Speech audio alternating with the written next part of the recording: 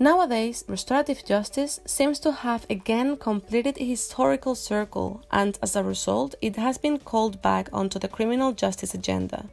Only this time, the understanding we have of crime is different. The societies of the old understood and resolved conflict in a fundamentally different way from the one contemporary justice system adopts. The core characteristic of their approach to antisocial behavior was its treatment as a violation of relationships. Therefore, their focus was to restore the broken bonds among community members who had been affected by crime. These members were not called victims or offenders, but parties with a stake in a harm that occurred.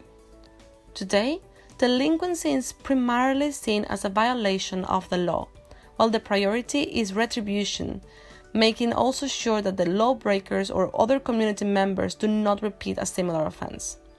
Undeniably, the contemporary environments in which restorative justice is now implemented share few similarities, if any at all, with all societies. More importantly, the statutory of common law definitions of crime are fundamentally different and, in one way or another, have to involve punishment, mostly in the sense of incarceration.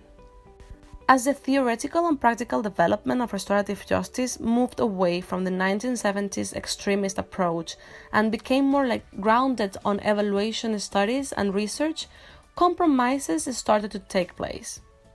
While the concept was developed in the literature and the practices started to be scrutinized and independently evaluated, the original abolitionist movement that set off the interest in restorative justice started to weaken.